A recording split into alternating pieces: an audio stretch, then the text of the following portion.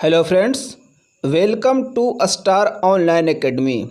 यह वीडियो आगामी विभिन्न परीक्षाओं जैसे यूपीएससी, पीसीएस, नेट, जेआरएफ के प्रारंभिक परीक्षाओं को ध्यान में रखकर बनाया जा रहा है, जिसमें सामान्य अध्ययन के अलग अलग खंडों का मॉडल प्रश्न तैयार किया गया है।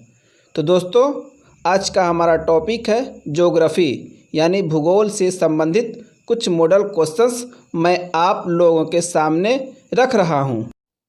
आज का पहला क्वेश्चन है, पृथ्वी के धरातल से ऊपर की ओर वायुमंडल के विभिन्न स्तरों का सही अनुक्रम है। ए क्षोभ मंडल, समताप मंडल, आयन मंडल, मध्य मंडल। बी समताप मंडल, क्षोभ मंडल, आयन मंडल, मध्य मंडल। सी क्षोभ मंडल, समताप मंडल, मध्य मंडल, आयन मंडल। डी समताप मंडल, क्षोभ मंडल, मध्य मंडल, आयन मंडल। राइट आंसर सी क्षोभ मंडल, समताप मंडल, मध्य मंडल, आयन मंडल। आइए इसकी व्याख्या देखते हैं। तापक्रम एवं वायु दाब के आधार पर वायुमंडलीय परतों को धरातल से ऊपर की ओर विभाजित स्तरों का क्रम इस प्रकार है। क्षोभ मंडल या परिवर्तन मंडल धरातल से लेकर के 12 किलोमीटर तक।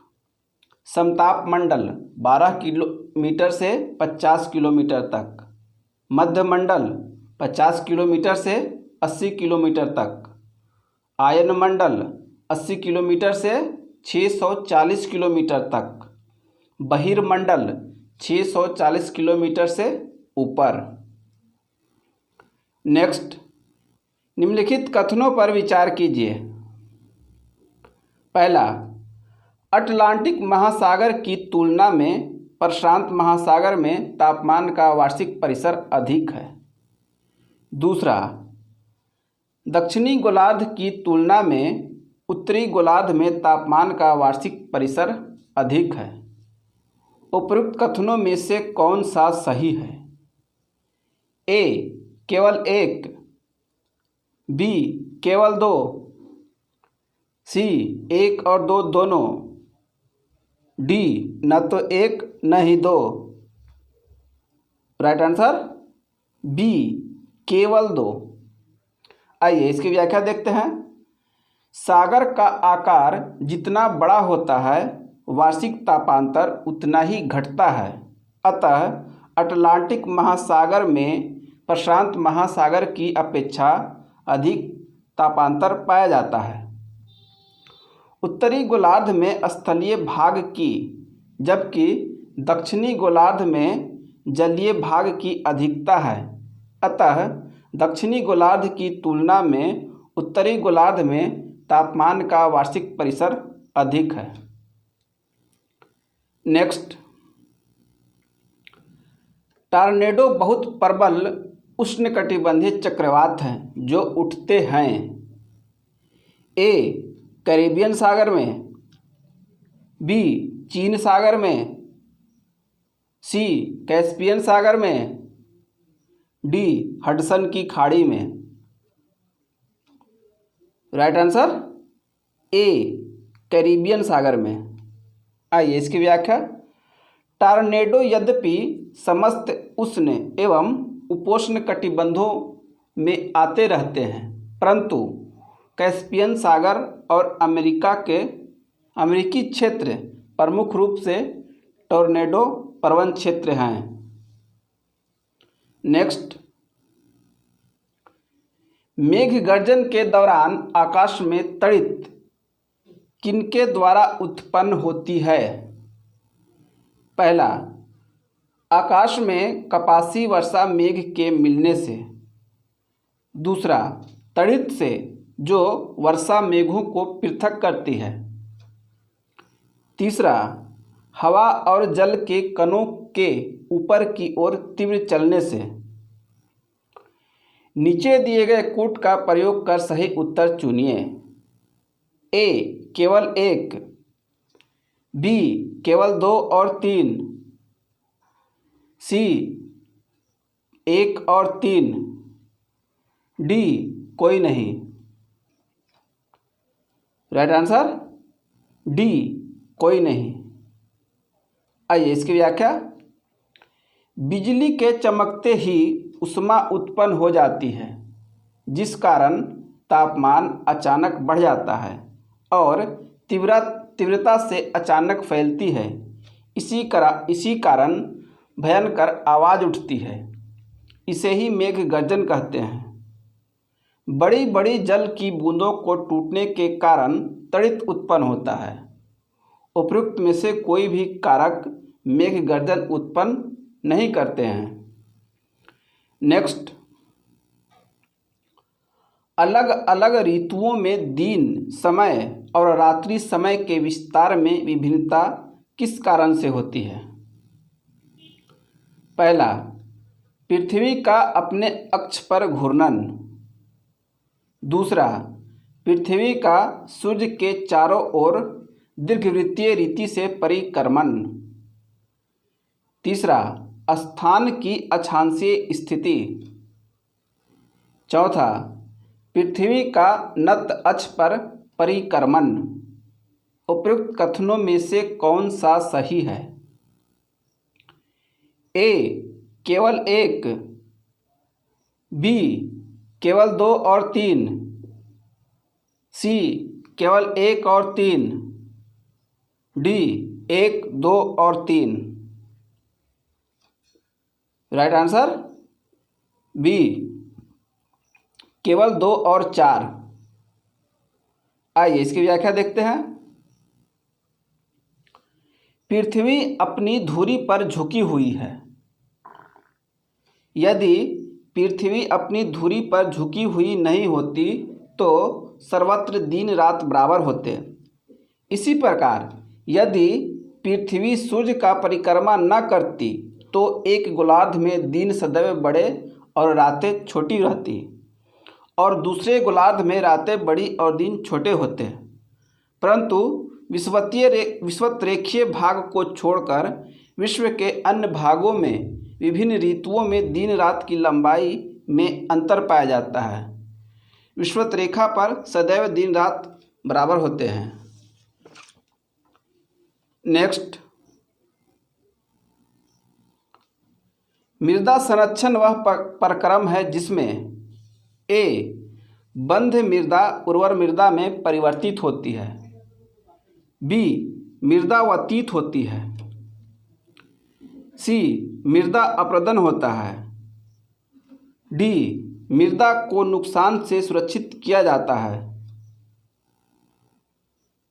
राइट आंसर डी मृदा को नुकसान से सुरक्षित किया जाता है। आइए इसकी व्याख्या। वृहत अर्थों में मृदा संरक्षण यानी सॉइल इरोजन, सॉइल कंजर्वेशन का अर्थ केवल अप्रदन को नियंत्रित करना ही नहीं होता है, बल्कि इसका उद्देश्य भूमि की उच्च स्तरीय उर्वरता को बनाए रखना भी होता है। सामान्य अर्थों में भूमि उपयोग में सुधार ही मृदा संरक्षण कहलाता है। नेक्स्ट, निम्नलिखित युग्मों में से कौन सा सुमेलित नहीं है? A Maori New Zealand, B Masai Zambia, C Mayas Guatemala, D Bushman Kalahari. Right answer B Masai Zambia, ये गलत है। आइए इसकी व्याख्या। मसाई जनजाति केन्या और उत्तरी तंजानिया में पाई जाती है, न कि जाम्बिया में। अन्य सभी विकल्प सुमेलित हैं। नेक्स्ट, सूची 1 को सूची 2 से सुमेलित कीजिए तथा नीचे दिए गए कूट से सही उत्तर चुनिए। एक तरफ सूची 1, एक तरफ सूची 2। सूची 1 ए लौह अयस्क। पहला पोर्ट रेडियम। बी खनिज तेल, दूसरा बिंघम। सी तांबा, तीसरा बाकू। डी यूरेनियम, चौथा मेसाबी कूट। A 4 3 2 1, B 3 4 1 2, C 1 2 3 4, D 1 3 2 4। Right answer A 4 3 2 1। आइए इसकी व्याख्या देखते हैं। पोर्ट रेडियम कनाडा में स्थित है, जो यूरेनियम के भंडारों के लिए विश्व प्रसिद्ध है। बिंघम तांबा उत्पादन के लिए जाना जाता है। काकेशस के उत्तरी ढलानों पर अजरबैजान में स्थित बाकू पेट्रोलियम उत्पादन के लिए विश्व प्रसिद्ध है। मेसाबी रेंज संयुक्त राज्य अमेरिका की सुपीरियर झील क्षेत्र में स्थित लौह अयस्क के भंडारों वाली 6 प्रमुख श्रेणियों में से एक है। नेक्स्ट, निम्नलिखित में से कौन सा फुटलूज उद्योग का एक उदाहरण है? ए तेल शोधक, बी चीनी उद्योग, सी सॉफ्टवेयर, डी एल्यूमीनियम उद्योग। Right answer C software. आइए इसकी व्याख्या। फुटलूज उद्योग ऐसे उद्योग को कहते हैं जो परिवहन या संसाधनों को प्रभावित किए बिना किसी भी स्थान पर स्थित हो सकता है। इसकी कीमत पर कोई प्रभाव नहीं पड़ता। इसका हिंदी अर्थ है स्थान स्वतंत्र उद्योग। इसका सबसे अच्छा उदाहरण हीरा व कंप्यूटर उद्योग है। नेक्स्ट, समदाब रेखा को दर्शाने वाला दैनिक मौसम मानचित्र उदाहरण है? ए वर्णमात्री मानचित्र का, बी समान रेखा मानचित्र का, सी वर्णवर्णिक क्रेटोक्रोमेटिक मानचित्र का, डी वर्ण प्रतीकी मानचित्र का। राइट आंसर बी समान रेखा मानचित्र। आइए इसकी व्याख्या। समान रेखा मानचित्र बनाते समय समान रेखाओं जैसे समदाब रेखाओं, समलवन और समताप रेखाओं के मूल्यों के उचित अंतराल पर अंतर्वेशन द्वारा खींचकर मौसम मानचित्रों का निर्माण किया जाता है।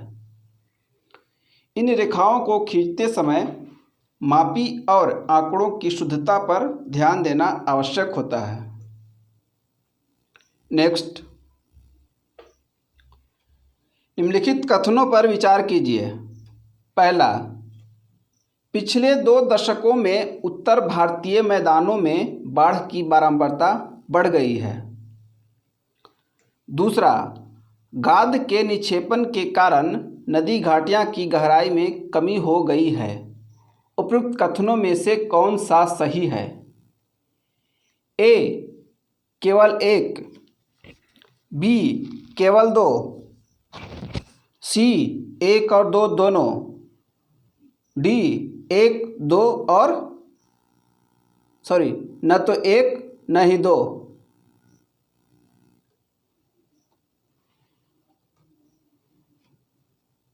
राइट आंसर सी 1 और 2 दोनों। आइए इसकी व्याख्या। विगत 2 दशकों में उत्तर के मैदानों में बाढ़ की बारंबारता बढ़ गई है, जिसका प्रमुख कारण नदियों की घाटियों का गाद निक्षेपण के कारण छिछला होना है। गहराई में कमी होने के कारण सामान्य वर्षा में भी अधिक बाढ़ आने की संभावना बढ़ जाती है। नेक्स्ट, निम्न में से किस राज्य की सीमा बांग्लादेश से नहीं लगती है? A Meghalaya, B Tripura, C Manipur, D Mizoram. Right answer C Manipur. आइए इसकी व्याख्या। मणिपुर की सीमा बांग्लादेश से नहीं मिलती है। बांग्लादेश की अंतर्राष्ट्रीय सीमा से लगने वाले भारतीय राज्य इस प्रकार हैं: पश्चिम बंगाल, असम, मेघालय, त्रिपुरा, मिजोरम। नेक्स्ट, निम्न में से कौन सा कथन असत्य है? ए, भौमिकीय दृष्टि से प्रायद्वीपीय क्षेत्र भारत का सबसे प्राचीन भाग है। बी, भारत के पश्चिमी समुद्र तट का निर्माण नदियों की जमाव क्रिया द्वारा हुआ है। सी, हिमालय विश्व में सबसे नवीन वलित यानी फोल्डेड पर्वतों को प्रदर्शित करता है। डी, भारत में गोंडवाना शिलाओं में कोयला का बृहत्तम भंडार है। राइट आंसर बी, भारत के पश्चिमी समुद्र तट का निर्माण नदियों के जमाव क्रिया द्वारा हुआ है, ये गलत है। आइए इसकी व्याख्या। भारत के पश्चिमी समुद्र तट का निर्माण नदियों की जमाव क्रिया द्वारा नहीं बल्कि भूमि के उत्थान एवं निर्गमन के कारण हुआ है। भारत में कोयले का विशाल भंडार यहाँ की गोंडवाना शैलों में पाया जाता है। हिमालय वलित पर्वत का एक उदाहरण है। भौमिकीय दृष्टि से प्रायद्वीपीय क्षेत्र भारत का सबसे प्राचीन भाग है। नेक्स्ट, जब आप हिमालय की यात्रा करेंगे तो आप निम्न को देखेंगे। ए, पहला गहरे खड्ड, दूसरा यू घुमाव वाली नदी मार्ग, तीसरा समानांतर पर्वत श्रेणियाँ, चौथा भूस्खलन के लिए उत्तरदायी तीव्र ढाल प्रवणता। उपयुक्त में से कौन सा हिमालय के तरुण वलित पर्वत यानी नवीन मोड़दार पर्वत के साक्ष्य कहे जा सकते हैं? ए, केवल 1 और 2, बी, केवल 1, 2 और 4, सी, केवल 3 और 4, डी, 1, 2, 3 और 4। राइट आंसर डी, 1, 2, 3 और 4। आइए इसकी व्याख्या। उपयुक्त सभी हिमालय के नवीन वलित पर्वत के साक्ष्य कहे जा सकते हैं: गहरे खड्ड, यू घुमाव या यू टर्न वाली नदी मार्ग, समानांतर पर्वत श्रेणियाँ एवं भूस्खलन के लिए उत्तरदायी तीव्र ढाल प्रवणता जैसे लक्षण हिमालय पर सरलता से देखे जा सकते हैं। नवीन मोड़दार पर्वत में ये भू आकृतियाँ लक्षण प्रमुख स्थान रखते हैं। नेक्स्ट, सूची 1 घाटी और सूची 2 राज्य के साथ सुमेलित कीजिए और सूचियों के नीचे दिए गए कूट का प्रयोग कर सही उत्तर चुनिए। एक तरफ सूची 1, एक तरफ सूची 2। सूची 1, मूर्खा घाटी, पहला सिक्किम, बी, जुकू घाटी, दूसरा हिमाचल प्रदेश, सी, सांगला घाटी, तीसरा जम्मू और कश्मीर, डी, युथांग घाटी, चौथा नागालैंड। कूट ए 2, 4, 3, 1, बी 3, 1, 2, 4, सी 2, 1, 3, 4, डी 3, 4, 2, 1। Right answer D 3, 4, 2, 1। आइए इसकी व्याख्या देखते हैं। मूर्खा घाटी लद्दाख जम्मू कश्मीर की प्रसिद्ध घाटी है। जुकू घाटी समुद्र तल से 2438 मीटर की ऊंचाई पर भारत के पूर्वोत्तर राज्य नागालैंड में जुफू श्रेणी के पीछे स्थित है। सांगला घाटी किन्नौर हिमाचल प्रदेश में स्थित है और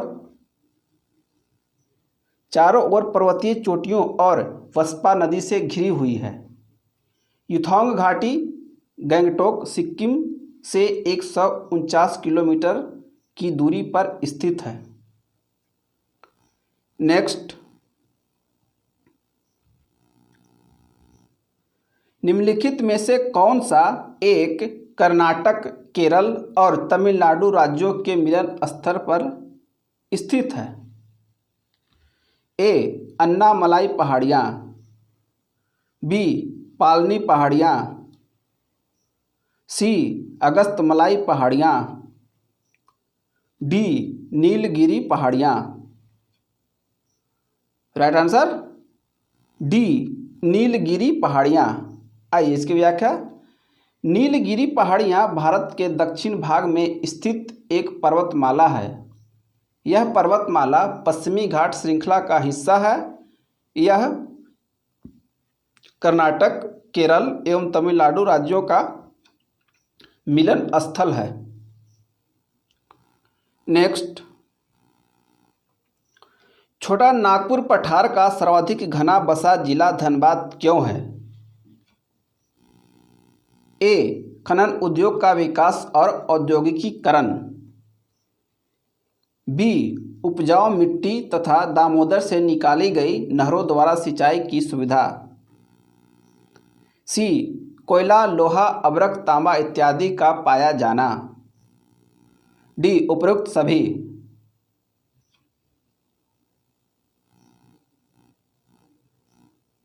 राइट आंसर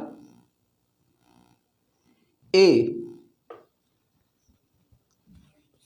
आइए इसकी व्याख्या।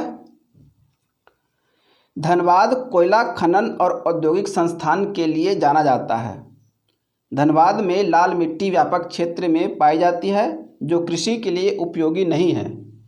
कोयला, लोहा, अभ्रक, तांबा इत्यादि का पाया जाना जनसंख्या का संकेंद्रण का कारण नहीं हो सकता है। नेक्स्ट, निम्न वाक्यों में से कौन सा सही है? पहला, मध्य प्रदेश की सीमा 5 राज्यों से लगी है। दूसरा, भोपाल कर्क रेखा के उत्तर में स्थित है।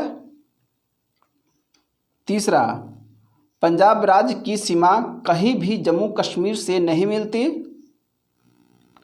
डी. अरुणाचल प्रदेश में कोई राष्ट्रीय पार्क नहीं है। राइट आंसर ए. मध्य प्रदेश की सीमा 5 राज्यों से लगी है। आइए इसकी व्याख्या देखते हैं। मध्य प्रदेश की सीमा वर्तमान में 5 राज्यों से, कौन कौन है राज्य? गुजरात, राजस्थान, उत्तर प्रदेश, छत्तीसगढ़ और महाराष्ट्र से लगी हुई है। भोपाल 23 डिग्री 25 मिनट उत्तरी अक्षांश पर अर्थात कर्क रेखा के दक्षिण में स्थित है। पंजाब की सीमाएं राजस्थान, हरियाणा, हिमाचल प्रदेश और जम्मू कश्मीर से लगी हुई हैं। अरुणाचल प्रदेश में 2 राष्ट्रीय पार्क हैं, एक है नामदफा, दूसरा मौलिंग। नेक्स्ट, भारत के चांगपा समुदाय के संदर्भ में निम्नलिखित कथनों पर विचार कीजिए। पहला, वे मुख्यतः उत्तराखंड राज्य में रहते हैं। दूसरा, वे अच्छे किस्म का ऊन देने वाले पश्मीना बकरे बकरियों को पालते हैं। तीसरा, उन्हें अनुसूचित जनजातियों की श्रेणी में रखा गया है। उपरोक्त कथनों में से कौन सा सही है? ए. केवल 1, बी. केवल 2 और 3, सी. केवल 3, डी. 1, 2 और 3। Right answer B. केवल 2 और 3। आइए इसकी व्याख्या देखते हैं। चांगपा तिब्बतीय जनजाति समूह की अर्ध खानाबदोश यानी सेमी नोमाडिक प्रजाति है जो मुख्यतः जम्मू कश्मीर के जास्कर क्षेत्र में पाई जाती है। इस समुदाय का मुख्य व्यवसाय पशुपालन है। इन्हें पहाड़ी ढालों पर मवेशियों और पश्मीना बकरे बकरियों के झुंड के साथ अक्सर देखा जाता है। वर्ष 2001 में इन्हें अनुसूचित जनजाति की श्रेणी में वर्गीकृत किया गया है। नेक्स्ट, निम्नलिखित कथनों में से कौन सा सही नहीं है? ए, महानदी का उद्भव छत्तीसगढ़ के पठार से होता है। बी, गोदावरी नदी का उद्भव महाराष्ट्र में होता है। सी, कावेरी नदी का उद्भव आंध्र प्रदेश में होता है। डी, ताप्ती नदी का उद्भव मध्य प्रदेश में होता है। राइट आंसर सी, कावेरी नदी का उद्भव आंध्र प्रदेश में होता है, ये गलत है। आइए इसकी व्याख्या। कावेरी नदी भारत की ऐतिहासिक नदियों में से एक है जिसे हिंदू पवित्र मानते हैं। इसकी उत्पत्ति कर्नाटक की पश्चिमी श्रेणियों में ब्रह्मगिरी पहाड़ी से होती है जो कोडगु जिले में स्थित है। तो दोस्तों, आज का ये वीडियो आप लोगों को कैसा लगा कमेंट बॉक्स में जाकर हमें बताएं और अपने दोस्तों के बीच भी अधिक से अधिक शेयर करें। आगामी आने वाले वीडियो के लिए लाइक, सब्सक्राइब और बेल आइकन को प्रेस करना ना भूलें। अन्य किसी तरह की सहायता के लिए आप हमें व्हाट्सएप कर सकते हैं। नंबर है 9873727085।